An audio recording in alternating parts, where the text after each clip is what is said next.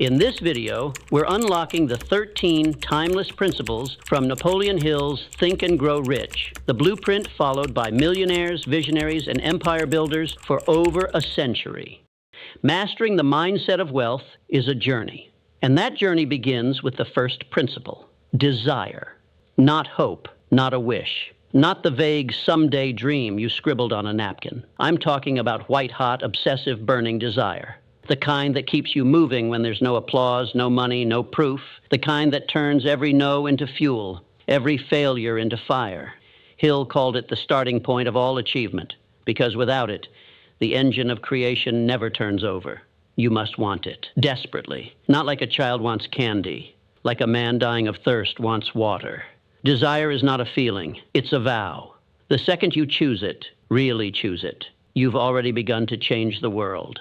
But desire without direction is a spark without oxygen. That's why the second principle is faith. Faith is not just belief.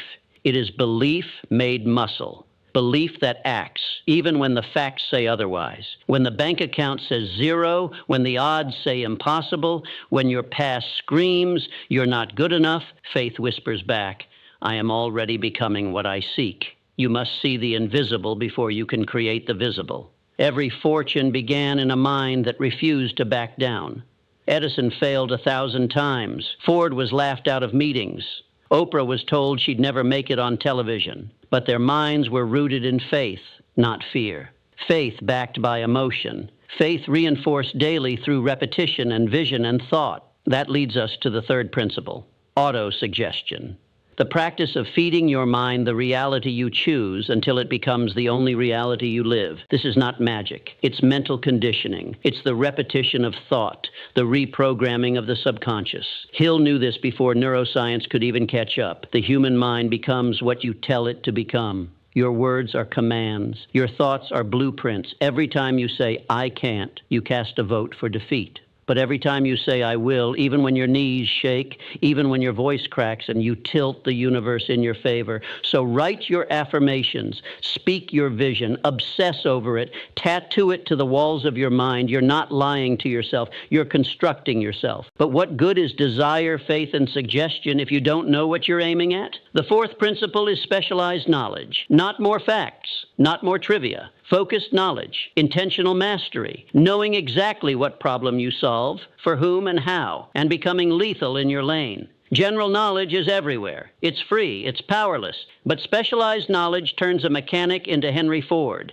turns a dropout into Steve Jobs, turns a dreamer into an empire. The world doesn't pay for potential, it pays for precision. And yet, knowledge without direction is wasted power. That's why the fifth principle is imagination. Every building you see was once invisible. Every company, every invention, every dollar, all of it began as a flicker behind someone's eyes. And the more vivid the imagination, the more inevitable the reality. You've been taught to stay realistic, to stay grounded. But no skyscraper was ever built by a man staring at the ground. Imagination isn't child's play. It's the workshop of the soul. It is where your spirit designs the future long before your hands ever touch it. Use it recklessly. Use it intentionally. Let your imagination be the architect and your belief be the builder. And then move. The sixth principle is organized planning. The moment you've imagined it, begin to construct it. Do not wait for the right time. Do not wait for approval. You are not asking the world for permission. You are issuing a declaration. Your plan may be rough. It may fail. That's good, because every failed plan teaches. Every misstep refines. Hill knew that even the best plans are useless without action. But even the worst plans, if executed with obsession, can open doors others only dream about. Riches are allergic to passivity. They are attracted to movement. So write the plan. Break it down. Take the first step, then the next. Let your vision pull you forward with gravity stronger than fear. But here's the truth they never told you. No matter how smart, how driven, how brilliant you are, you cannot do it alone. That brings us to the seventh principle, the mastermind. No one gets rich alone. Every empire is built on alliances. Every fortune stands on the shoulders of connection, of influence, of aligned minds working in harmony toward one goal. Your environment is either your rocket fuel or your anchor. You need voices that elevate you, people who see the vision and sharpen it, friends who don't let you quit, mentors who tell you the truth, partners who remind you who you are on the days you forget. Isolation is the enemy of transformation. Build your circle with intention. Protect it with your life, because once the right people are in your corner and your plan is moving, the next principle strikes like lightning. Decision. The rich decide. They do not linger. They do not hesitate. They do not dance with indecision. They analyze and act. Hill found that the most successful people made decisions fast and changed them slowly. While the masses delay, the wealthy commit, because they know the cost of indecision is the death of momentum. How many dreams have you buried in the graveyard of maybe? How many fortunes lost to hesitation? Your life will not wait. The door is open now, and the time to choose is now. And once the decision is made, truly made, with no retreat, no exit strategy, you will meet the next gatekeeper to your fortune: persistence. This is the 8th principle, and it is the trait that separates the rich from the rest. Most people stop at failure. The rich begin there. They understand that resistance is not a stop sign. It's a test. It's the universe asking, how bad do you really want it? Will you still push when you're broke? Will you still show up when no one claps, when no one cares, when every voice in your head says quit? Hill said it plainly. Riches do not respond to wishes. They respond only to definite plans, backed by definite desires, through constant persistence.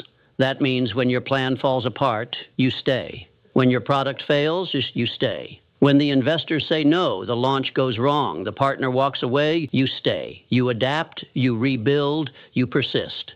Because the dream is not negotiable. And if it's not negotiable, if you've chosen the path and won't be turned around, then you must face the 9th principle, the power of the subconscious mind. This is your hidden engine, your internal magnet. Whatever you impress upon the subconscious, it seeks, it creates, it attracts. It is always listening, always recording. Every thought, every belief, every whisper of doubt or flash of confidence, it absorbs it like gospel. So feed it wisely. You wouldn't pour poison into your bloodstream, so why pour fear, distraction, and comparison into your mind? The rich know their thoughts are sacred. They guard them, direct them, discipline them. They don't allow the world to think for them. They choose what they believe, what they visualize, what they speak, because they know the subconscious is sculpting their reality beneath the surface. And reality, as you know, is shaped not just by thought, but by feeling. Which is why the 10th principle is the power of emotion, the brain as a broadcasting and receiving station. You are not just flesh and bone, you are a frequency. Your brain is both a transmitter and a receiver. It sends out thought and pulls back experience. Your dominant emotions are signals, and they shape what you attract, what you notice, what opportunities even exist within your awareness. This is why desperation repels and gratitude multiplies. You cannot fake it. You must feel it, genuinely, deeply. Your success depends on it. When you feel wealthy, truly feel it. Long before the numbers show it, you begin to move, speak, and think differently. You shift from scarcity to certainty, from fear to power. And that vibration, that's what draws the right people, ideas, and breakthroughs into your orbit. And when you've mastered thought, emotion, desire, persistence, planning, there is one more force you must conquer, one more principle that sits between you and everything you've ever dreamed of: the mystery of sex transmutation. This is the 11th principle, and it is perhaps the most misunderstood, most powerful, most explosive force of all. Sex energy is the creative engine of the universe. It is not just for pleasure. It is power, raw, untamed, volcanic power. It is drive. It is intensity. And when properly harnessed, it becomes genius. Hill said that all great leaders, all men of power, possessed highly developed sexual energy, but they didn't waste it. They transmuted it. They redirected it into business, into ambition, into art, into purpose. Every time you channel that energy into your mission instead of temporary pleasure, you elevate your frequency. You create instead of consume. You rise instead of retreat. This is not about repression. It's about direction. Energy, when focused, becomes wealth. But even with all this, even with desire, faith, imagination, persistence, and a mastermind, there's one silent assassin that still kills dreams every single day: fear. That's why the 12th principle is the 6 ghosts of fear, and they are your final enemies. Fear of poverty, fear of criticism, fear of ill health, fear of loss, fear of old age, fear of death, Each of them lives in your subconscious. Each of them whispers, stay safe, stay small, don't risk, don't stand out. But fear is a liar. Fear is a prophet of failure. And until you confront it, it will control you. You cannot think and grow rich while being controlled by fear. You must expose it, laugh at it, replace it. When fear says, what if you fail? Answer, what if I fly? When fear says, you're not good enough, you say, I am becoming more than enough every day. Your mind is your kingdom. Fear is a traitor inside the gate. Cast it out. And when you do, when you've aligned your thoughts, your vision, your energy, your belief, the final principle activates, the sixth sense. It cannot be forced. It cannot be faked. It arrives when the rest of you is aligned. It is the whisper of intuition, the flash of genius, the perfect moment, the gut instinct, the decision you make without knowing how you knew. This is the voice of divine intelligence, and not religious, but universal. It comes to those who listen, who prepare, who trust.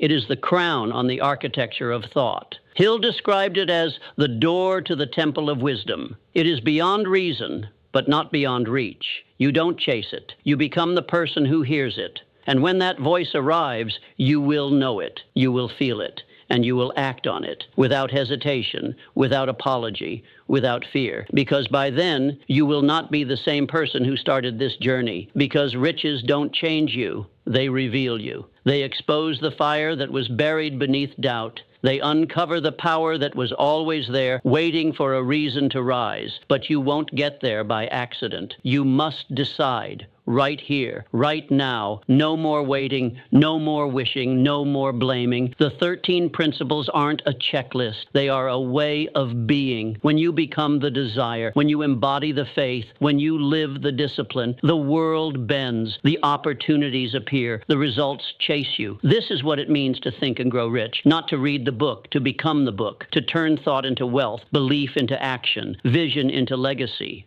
And when they ask how you did it, you won't say luck. You won't say chance. You'll say, I decided, I became, I rose rich.